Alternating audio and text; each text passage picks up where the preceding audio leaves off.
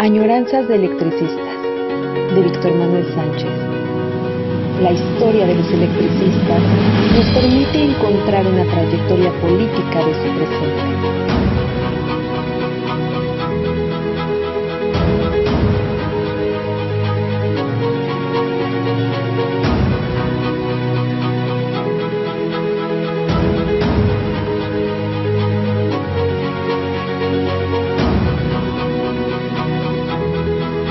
Comenzamos. De nueva cuenta en lunes, tercera semana de enero, 22 de enero, en Añoranzas de Electricistas. Como les dije, estamos presentando una ponencia donde 4 años después de la extinción planteo cómo están las cosas.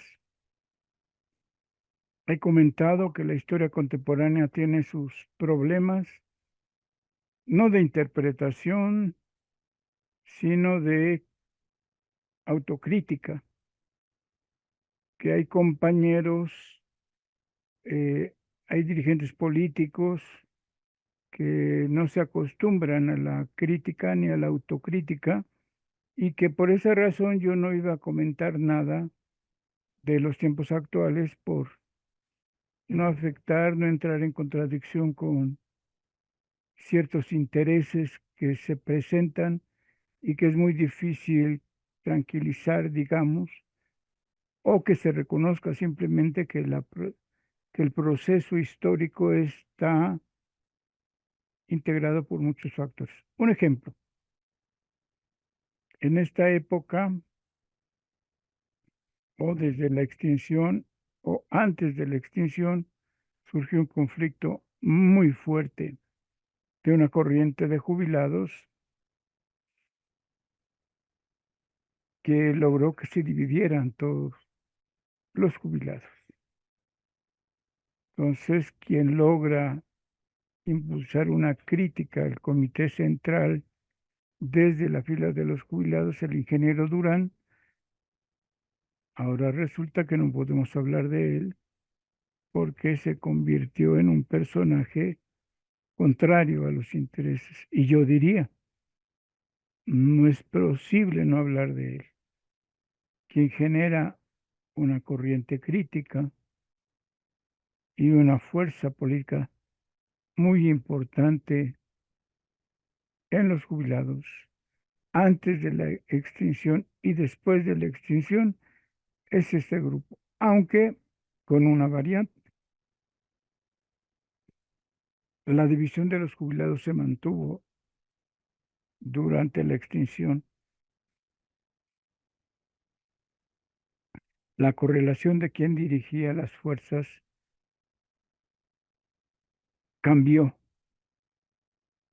El grupo importante que empezó a dirigir a los jubilados fue un exsecretario general, con otros objetivos, con otros fines que podríamos criticar, sobre todo porque creó un comité y un jubilado no puede formar parte de crear un comité. Puede crear una corriente interna, una corriente política, un grupo político dentro del ESME, es en pleno derecho y conforme a estatutos. Crea su corriente política de jubilados, pudo haber dicho que era un grupo político e incluso pudo haber dicho que él era el secretario general de un grupo político.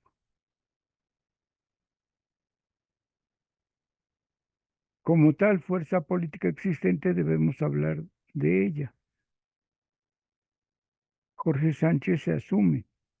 Incluso les podría decir que por lo menos 3 entrañables compañeros, 4, un primo mío que quiero mucho, empecé a platicar con él, empezamos a ver cuáles eran los objetivos, porque él estuvo trabajando, él se fue del lado de el grupo de jubilados de Jorge Sánchez.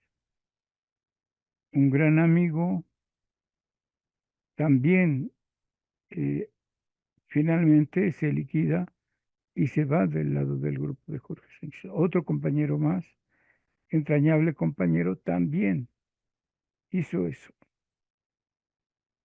Lo triste del asunto es que ellos se van y después no quieren seguir siendo compañeros y amigos. A eso me refiero cuando habla uno de ciertos grupos políticos que son parte del movimiento, que están ahí, y lo digo sobre todo porque quienes tenían todos derechos a salvo y eran miembros activos del sindicato fueron los jubilados. Los jubilados nunca han dejado de ser parte del ESME. Y entonces, ¿cómo no trabajar con los jubilados si son parte fundamental del ESME y tendríamos que estar aceptando su presencia? Que puede ser criticable, por ejemplo, yo critico mucho a todos aquellos compañeros que de alguna manera, en vez de entablar una demanda en contra del gobierno o del Estado mexicano, entablan demandas en contra del sindicato. Yo diría absurdo, pero están ahí y deberíamos de trabajar con esas presencias políticas. Tienen errores, por supuesto, y hay que señalar los errores, pero están ahí. Entonces, esta confluencia de intereses que hace confuso la interpretación, bueno, no es confusa la interpretación, simplemente están ahí, son una fuerza política y están haciendo su juego político. Podemos analizar, podemos ver la censura que tenemos que ejercer sobre ellos, pero sobre todo son fuerzas políticas. No podemos desecharlas, no podemos dejar de pensar en ellos. Son parte del proceso político y representan esas fuerzas. Igual sucede con miembros activos. Hay compañeros que escribieron acerca de la resistencia y un compañero muy conocido en esos momentos con un arraigue en el grupo político muy fuerte y sin embargo con el que yo mantenía serias discrepancias políticas. Miembro de un grupo, miembro del grupo 27 de septiembre, el compañero Vázquez, eh, tenía una perspectiva con la cual yo nunca concordé y cada que nos veíamos discutíamos, debatíamos y justo porque es parte del grupo político o parte de una de las fuerzas políticas existentes, yo no lo trabajo como tal, pero es otro de las corrientes políticas que tiene uno que trabajar, ¿no? Pero que, como hacen así, no podemos hablar de ellos, porque seguramente tendríamos confrontaciones igual. Por esa época, por ejemplo, asesoré una tesis de un compañero también de la resistencia, se tituló, presentó su examen, el Güero Bárcenas, y yo le dije claramente que aprobaba su tesis, pero faltaba que hiciéramos una discusión política, no solo académica de su trabajo. Espero que algún día de estos tengamos esa discusión política, porque veía yo que una capacidad crítica, una autocrítica, que lo que narra en su tesis de estudios latinoamericanos faltaba. A estos aspectos me refiero yo que no podemos tratar porque o no tengo suficiente material, o mantenemos una actitud crítica diferente, o no hay consecuencia de orden en lo que se está haciendo, como por ejemplo con los dos distintos grupos de jubilados que claramente se dividieron. Bueno, esto ya lo he estado señalando en la ponencia que he estado leyendo. Se nota entre renglones que de eso se trata el asunto. Por ejemplo,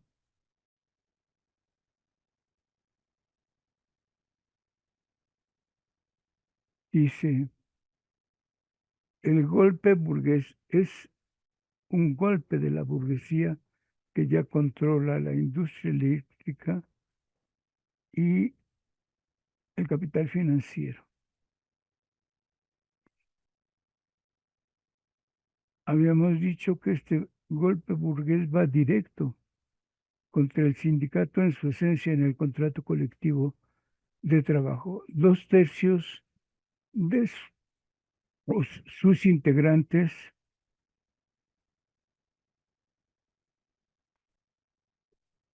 acuden a los llamados del secretario de Trabajo, Ernesto Lozano, firmaron su renuncia al trabajo porque era lo que en realidad buscaba la extinción, implicaba el despido injustificado y además la renuncia personal total y voluntaria de los que querían cobrar su liquidación, su indemnización. Así es que los liquidados por despido no existían, sino indemnizados por renuncia. La Constitución señala que nadie debe renunciar a su trabajo. Y el secretario de Trabajo y Previsión Social, Lozano, lo permitió. Bueno, más de 35,000 se fueron. No se quedaron a integrar al ESME y solo 16,500 formaron la resistencia contra la extinción, así como el derecho fundamental constitucional del patrón sustituto. Los miembros del sindicato, como le indican sus estatutos en estas condiciones, son más de 22,000 jubilados y los irredentos 16,599. El golpe burgués casi logra su objetivo. Quebró al ESME y dejó 1/3. La extinción hizo entonces que 35,000 activos renunciaran y que los jubilados se dividieran, en 3 bloques.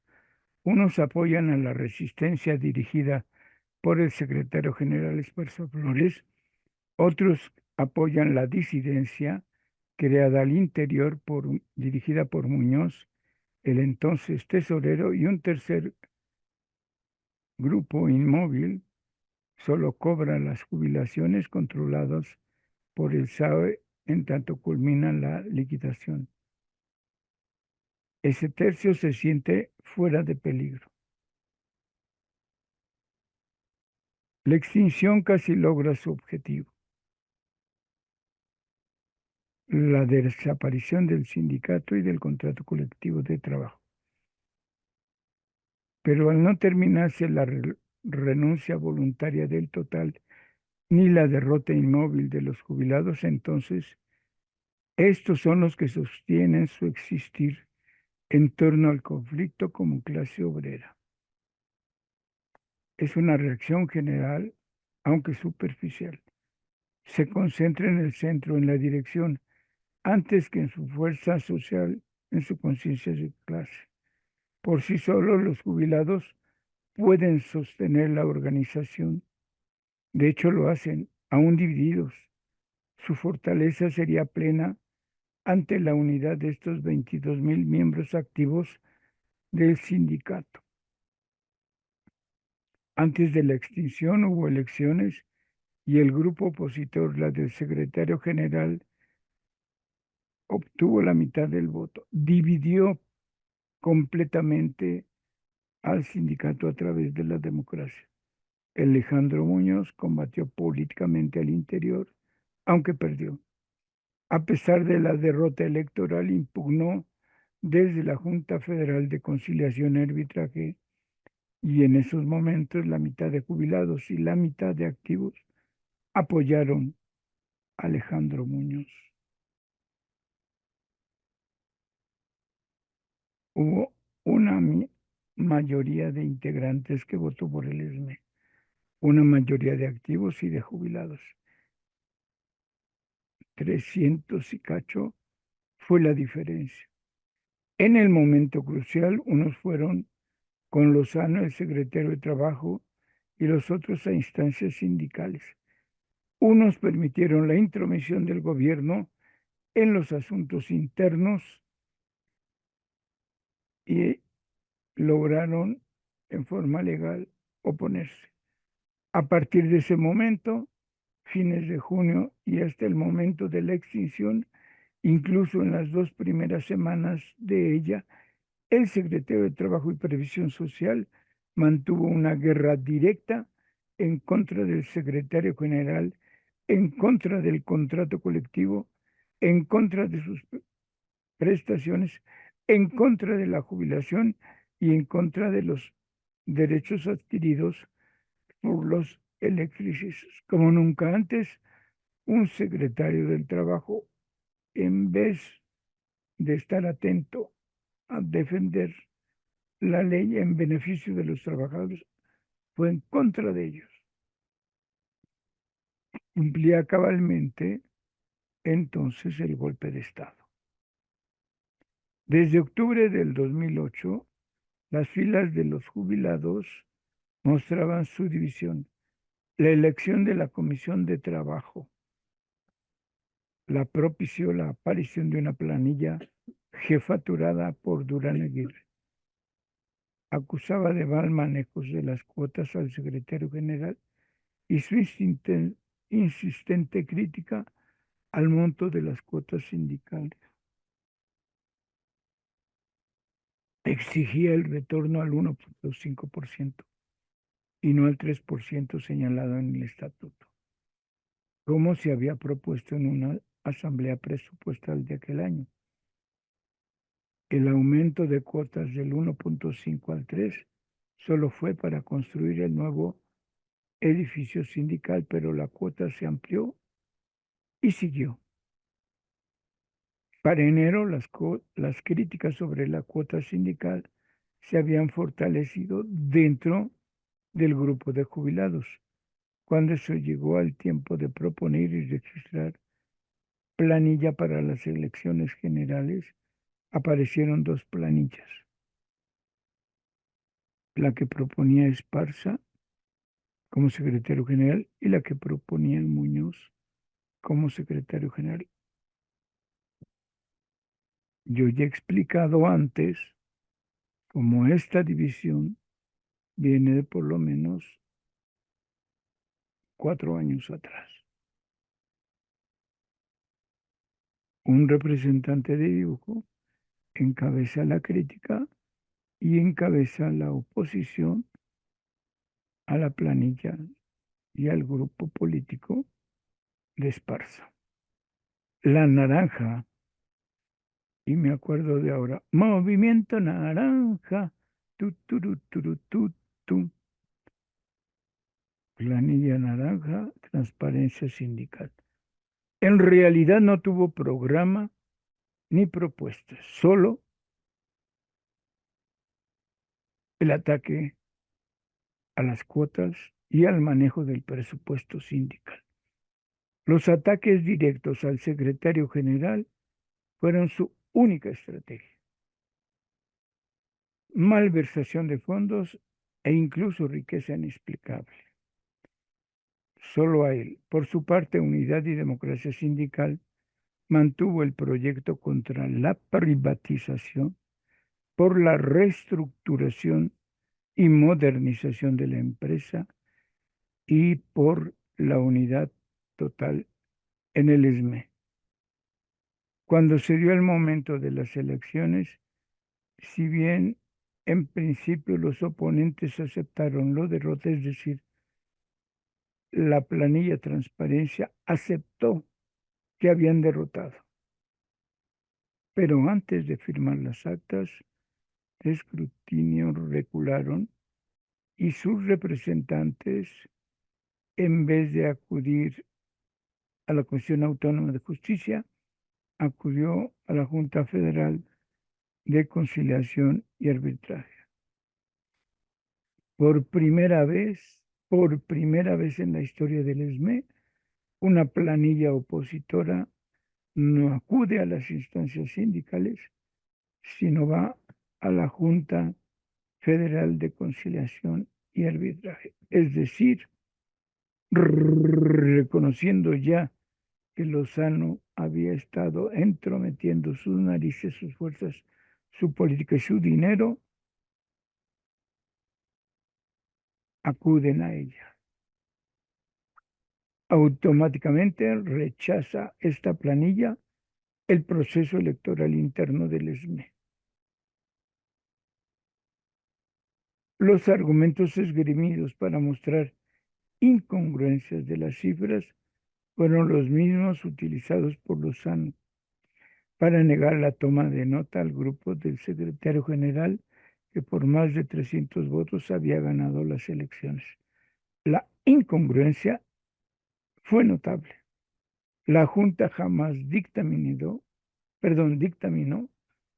y sin embargo Lozano usó esos argumentos para desacreditar. Este proceso llegó a octubre del 2009. Fue el momento de dar el golpe de gracia, el golpe burgués, el golpe de Estado. Los llamados transparentes de inmediato proponían acudir a liquidarse. Propusieron aceptar las zanahorias dinerarias del gobierno. En menos de 2 meses, las 2/3 partes de trabajadores se habían ido, habían aceptado. En menos de 2 meses, la resistencia se definió e inició su fortaleza. Es una reacción ideológica genérica, ausente de las premisas sindicales, se responde como gremio ante la injusticia. A pesar de los tiempos y la diversidad de ataques por el gobierno, la concepción política la definen algunos cuadros sindicales de la dirección. Es una acción sindical centralista. Las respuestas a la forma de vida son individuales. No existe una propuesta amplia y social, solidaria y comunitaria. La conciencia obrera está en construcción y es ante todo posturas individuales contra el capitalismo. Un ejemplo, esperaba que hubiera más respuestas tipo cooperativas. Si había una buena conciencia sindical, el cooperativismo debió haber surgido del golpe al... No sucedió así. No surgió una democracia sindical desarrollada a partir de los estatutos. No surgió una propuesta colectiva contra la decisión de la Suprema Corte de Justicia. No hay acuerdos de este tipo. La alternativa es individual. Conclusión previa.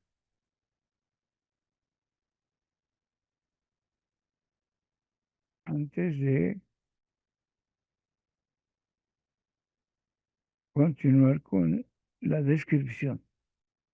Conclusión previa. 1. El sindicato sufrió el mayor colapso de su historia.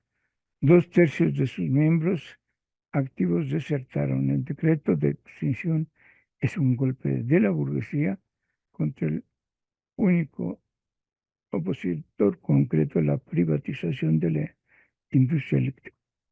Les quitaron su contrato colectivo de trabajo, el instrumento y arma más poderosa de un sindicato.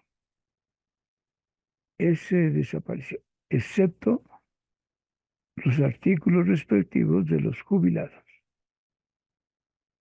Las indemnizaciones por renuncia otorgadas por el secretario de Trabajo, más el temor por el golpe les hizo renunciar. Jamás alguien se pudo resistir a eso. Tercera, la oferta de ingresar a CFE previas capacitaciones impulsó la renuncia. El secretario de Trabajo ofreció: si renuncian, los contratamos. Falso. No hubo ingresos a CFE y se formaron unos nuevos perfiles profesionales sin contratar masivamente a los que aceptaron. La ideología obrera de los electricistas muestra su quebranto, pues presentaron su renuncia al trabajo. No fueron a elaborar proyectos colectivos como respuesta a la extinción. La conciencia de clase fue debilitada, propongo yo, desde antes, desde aquella fase donde quitaron cláusulas significativas a contratos colectivos y la jubilación. Desde entonces, la conciencia de la clase obrera estaba debilitada y fortalecida la conciencia burguesa. Lo demuestra la extinción. La mayoría huyó por eso de su organización.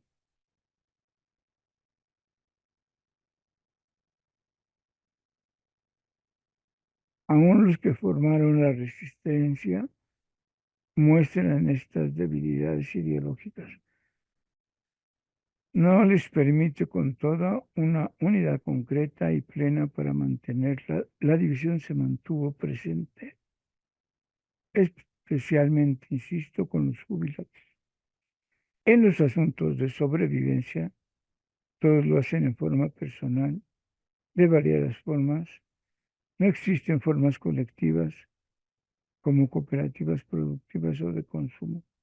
Las cooperativas por parte de la resistencia son inexistentes. 8.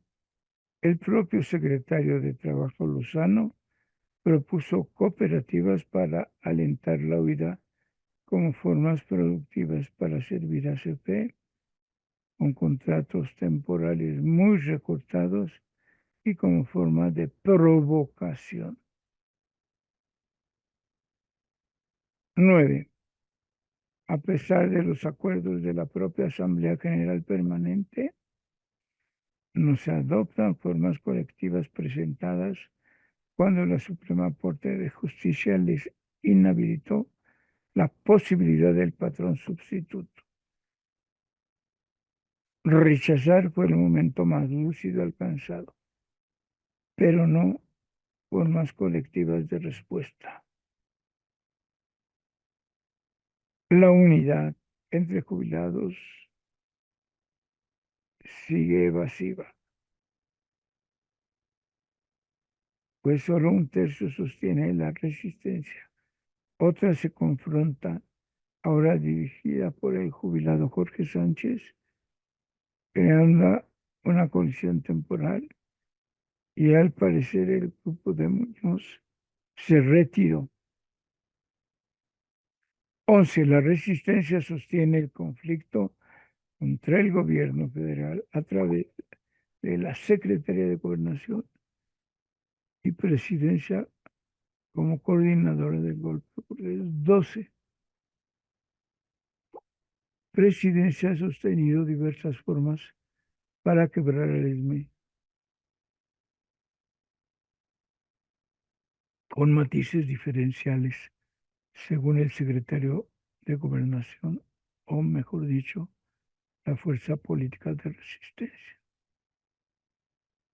Por ejemplo, la resistencia desaparece la revista Lux y hace aparentar su fortaleza creando un periódico que se llamó La Resistencia, que no cede el control a los trabajadores, sino solo a los redactores del momento.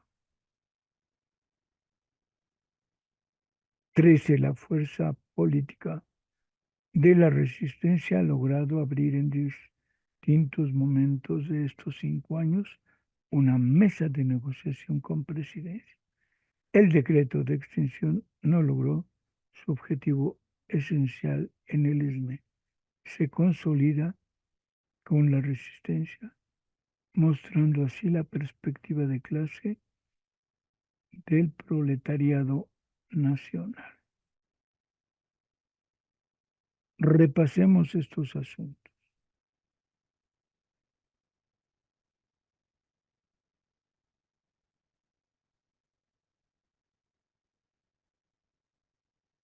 Punto número 1. El sindicato sufrió el mayor golpe de su historia. Este punto es del que debemos de partir todos. El peor golpe contra el ESME se dio en octubre del 2009, iniciando desde diciembre del 2008 el colapso, la división, la ausencia de conciencia de clase. Primero, se dividió completamente a la mitad. No hubo una fortaleza, una conciencia, una lucha interna que, llamando a la unidad, dejara de lado la gran división. Esta división va a colapsar también cuando se decreta la extinción y el golpe burgués contra el ESME. Es fatal. El único opositor concreto, el sujeto político fundamental que se opone a la privatización de la industria eléctrica, es golpeado. Desde entonces no he escuchado una voz crítica que parte de este asunto, que diga: fuimos golpeados y a partir de la división tenemos que reconstruirnos. A partir de la división es el punto. ¿Cómo queda la estructura? ¿Cómo funciona la estructura? ¿Cómo están los estatutos? ¿Quiénes están estudiando de nueva cuenta los estatutos? ¿Qué promueve Radio ESME? Partir del golpe de la burguesía financiera es lo fundamental.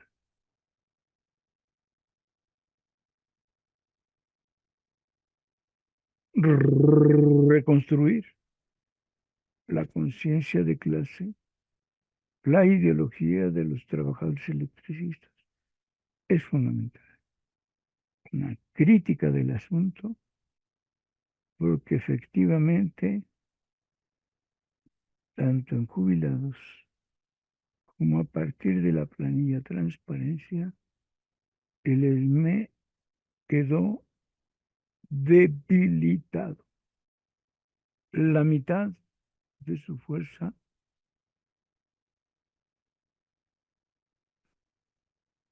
estuvo débil, está débil.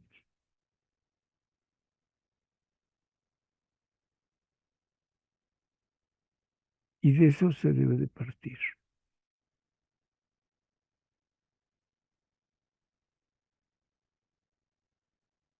Segunda derrota. indemnizaciones por renuncia. Todos debemos de reconsiderar que la Constitución indica por sí mismo que nadie renuncia. Nadie puede ser obligado a renunciar a su trabajo. Nadie. Pero una buena cantidad de compañeros renunció. ¿Cómo convencer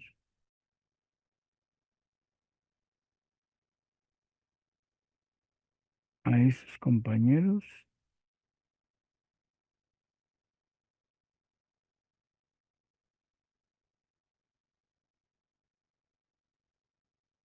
¿Cómo es?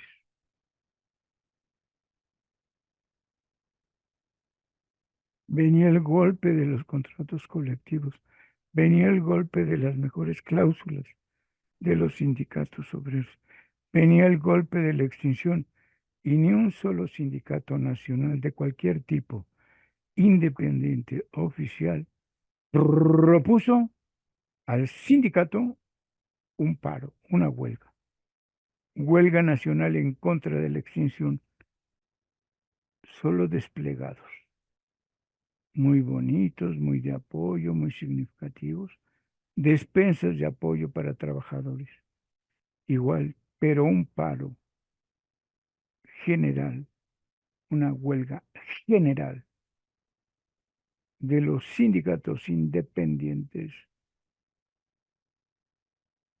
por el ESME, por su contrato colectivo de trabajo,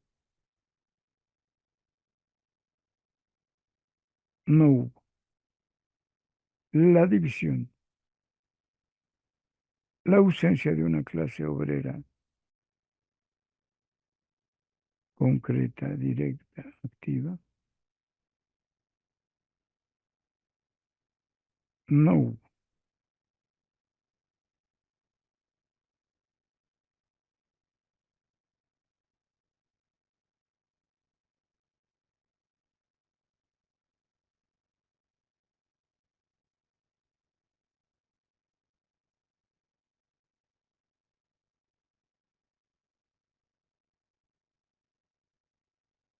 No hay una respuesta mínima de la fracción independiente, de los sindicatos independientes, en apoyo directo al ESME.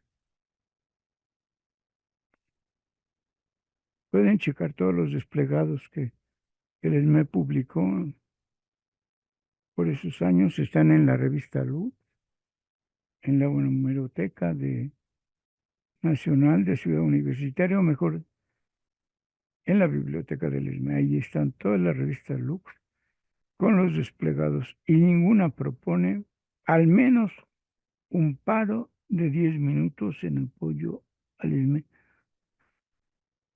Es decir, la ideología obrera nacional, la ideología obrera de los electricistas se quebró.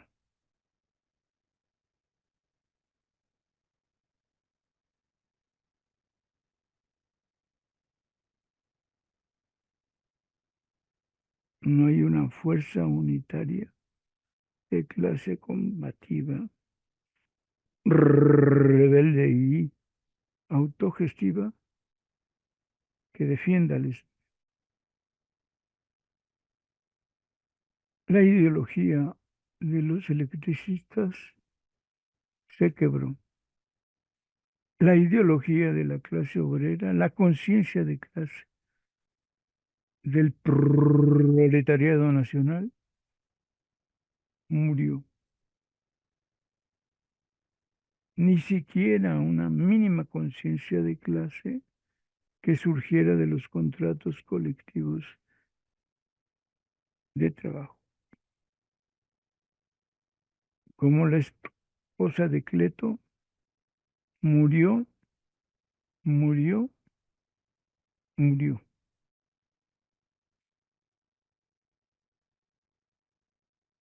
Hemos dicho que un poco antes, con este golpeteo incesante a los contratos colectivos de trabajo del país, este golpeteo incesante que se dio en contra de la compañía de luz y en contra del contrato colectivo de trabajo del SME, muestra cómo la incapacidad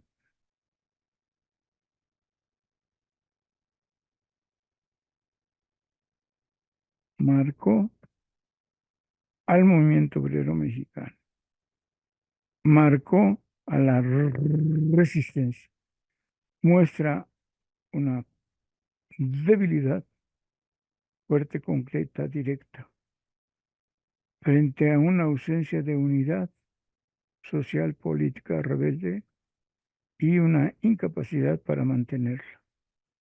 La división, hasta este punto 6, estaba presente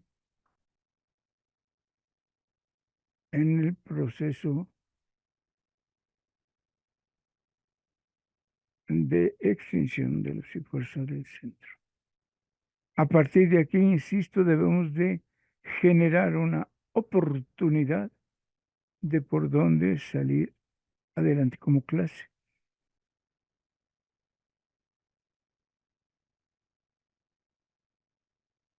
Y no la hay.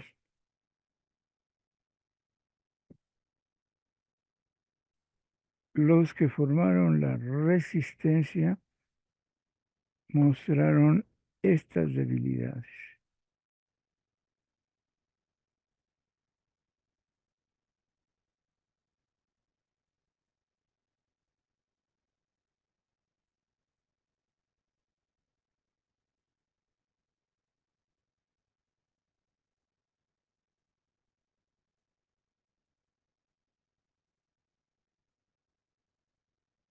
Entonces, ¿cómo generar a partir de la resistencia una concreta, solidaria fortaleza, pero sobre todo colectiva?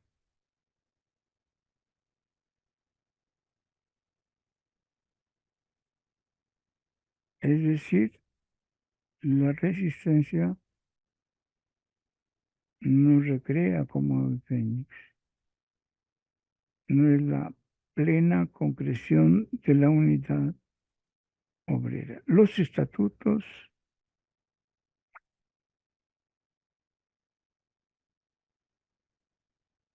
no vuelven a funcionar como antes. Los estatutos como tal, pocos los conocen y pocos los aplican. Esto es lo que yo marcaba para el compañero Vázquez, para el compañero Güero. ¿Qué alternativa concreta, sólida, alternativa se puede hacer de la investigación interna del SME, de sus condiciones concretas y directas?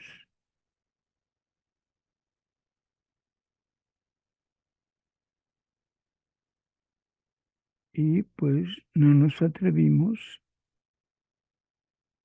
juntos con el trabajo que alguna vez supe que Vázquez elaboró de más de 200 páginas y de la tesis de estudios latinoamericanos de Barcelona, reelaborar la concreción del movimiento sindical mexicano. Alguna vez oí decir a alguien que estábamos en un proceso extraño. El ESME ya no era el ESME previo a la extinción. El ESME estaba balbuceando, formando, creando nuevas condiciones, pero no terminaba de terminar esa formación. Ni era lo de antes, ni era de la hora. Entonces, estamos en un proceso de concreción de lo real.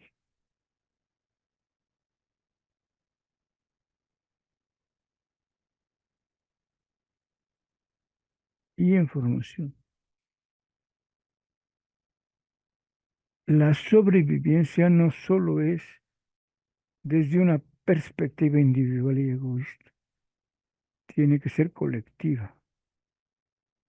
Tienen que surgir desde la voz expresiones solidarias, de comprensión, cooperativas,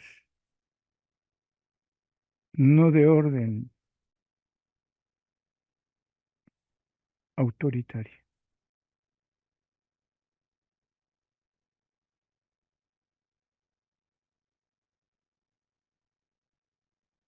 Los acuerdos de la Asamblea proponían al día después de la extinción e incluso los acuerdos de la Asamblea, cuando la Suprema Corte niega, proponían ambas asambleas acciones colectivas, acciones territoriales, acciones en un sinfín de lugares,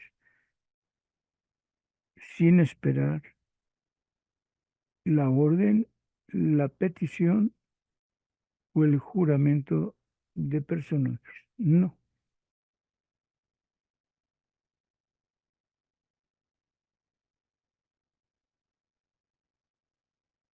acciones colectivas de parte de todos y cada uno de los compañeros en todos y cada uno de los lugares donde trabajaban. Pero una de las debilidades era esperar el orden, la indicación, y eso no procedía.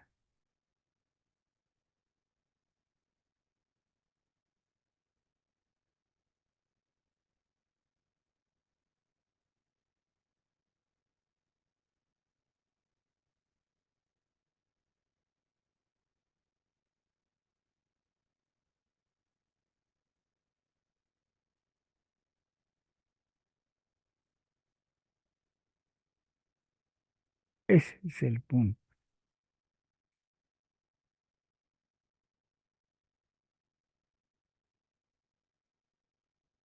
Hay que mantener una crítica. Acuérdense que esto es 1914, una ponencia de 2014, donde se dice hay que mantener una crítica acérrima contra el gobierno, una crítica acérrima contra las actuales formas de organización, una crítica acérrima contra las diversas formas que quieren quebrar al ESME, una crítica acérrima contra las diferencias de opinión, tanto en la Secretaría de Gobernación como en la resistencia. La fuerza política de la resistencia debe ser colectiva, solidaria, autónoma, de resistencia, rebelde por sí mismo y sobre todo autocrítica. En la mesa de negociación o salidos de la mesa de negociación, todos tenemos que tomar parte activa en las acciones y en las actividades. Entonces, el ESME, el ESME como ESME, es decir, todos y cada uno de sus miembros, todos y cada uno de sus territorios, todos y cada uno de sus divisiones, todos y cada uno de sus integrantes, jubilados o no, todos y cada uno de ellos consolidan la resistencia a partir de acciones de clase como proletariado nacional y como conjunto proletario electricista, el conjunto obrero en proceso de construcción de sus respuestas. Este es el punto. Esto lo señalé en 2014. Esto tendríamos que volverlo a revisar desde entonces. ¿Cuántos hemos logrado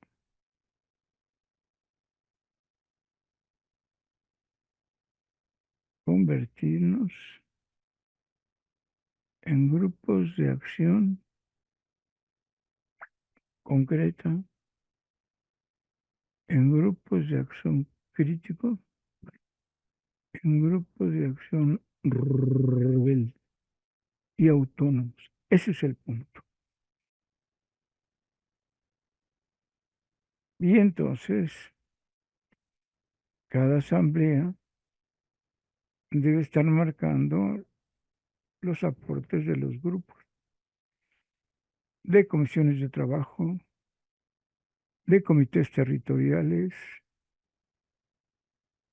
incluso de la NUE o de la Organización de los Jubilados a nivel nacional. Cada grupo mantiene su perspectiva completamente diferente y aporta las acciones alternativas y no espera a ver qué dicen los que deben de decir. Bueno, esta es la ponencia. Como pueden ver, además viene el anexo para que se revise con calma el decreto de extinción y que en la lectura crítica que hagamos de él descubramos las contradicciones inherentes.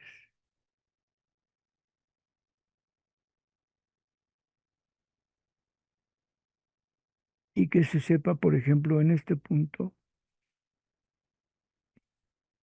que los costos de luz y fuerza del centro duplican a sus ingresos por ventas de 2003 a 2008.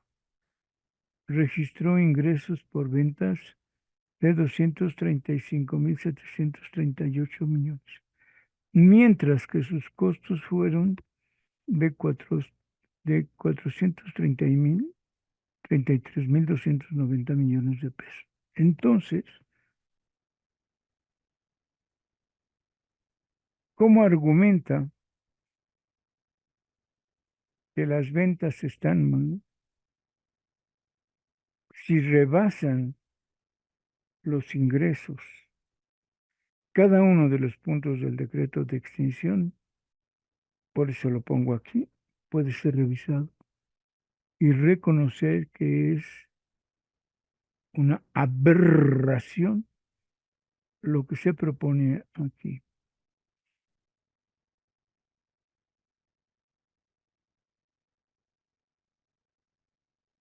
Dice que la Ley Federal de Entidades Paraestatales establece como causas de extinción de un organismo descentralizado creado por el Ejecutivo que deje de cumplir sus fines u objeto o su funcionamiento no resulte ya conveniente desde el punto de vista de la economía nacional o del interés público. Lo anterior en aras de preservar que estas precisamente sean las razones que justifiquen la existencia de un organismo. Cuando Compañía de Luz dejó de cumplir con sus tareas. Nunca jamás. Solo el capricho de Felipe el Pequeño. Él dijo, dejó de cumplir y ya, pero no lo demostró. Cada uno de los puntos del decreto de extinción es contradictorio en sí mismo, no justifica, léanlo de verdad, no justifica la extinción excepto por el interés de que la burguesía financiera y la burguesía eléctrica deseaban acabar con el único sindicato que se oponía a la privatización de la industria eléctrica.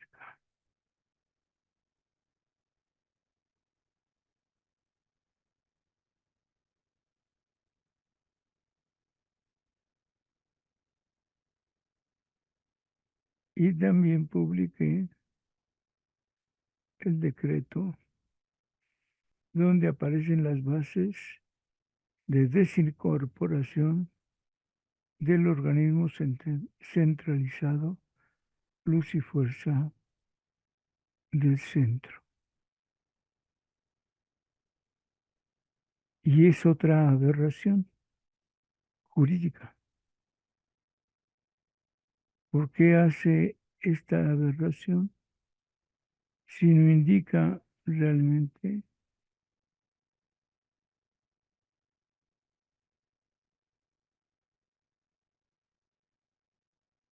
Y aquí está.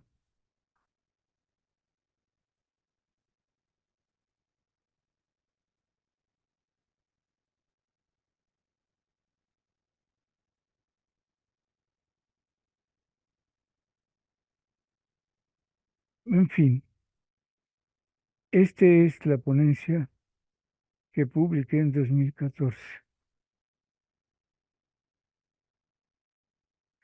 Y el último documento es el decreto por el que se declara la ocupación inmediata, total y temporal de todos los bienes y servicios y derechos de Luz y Fuerza del Centro. Justo este documento es el que autoriza al patrón sustituto. Los tres documentos aparecen en esta ponencia y ya que lo leemos de manera correcta nos damos cuenta que es una aberración y que el último documento da por sentado el regreso al trabajo. Da por sentado que Comisión Federal de Electricidad se convierte en patrón sustituto.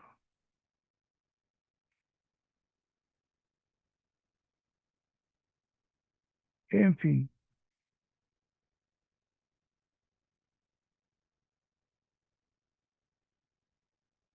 esta es la ponencia que escribí en 2014 para el Congreso de Historias Regionales en la Facultad de Filosofía y Letras de la Universidad Autónoma de Tlaxcala. Vean el video con calma, comentemos las cosas, hagamos una autocrítica y en especial revisen la revista Lux de aquel tiempo y van a ver que ninguna organización obrera ofreció o convocó a un paro mínimo de 1 hora a una huelga general. El movimiento obrero mexicano estuvo derrotado. En fin, nos vemos la próxima añoranza de lunes los estará esperando en las redes sociales. Gracias por todo. Seguimos en contacto y comunicación en otra añoranza de lectura.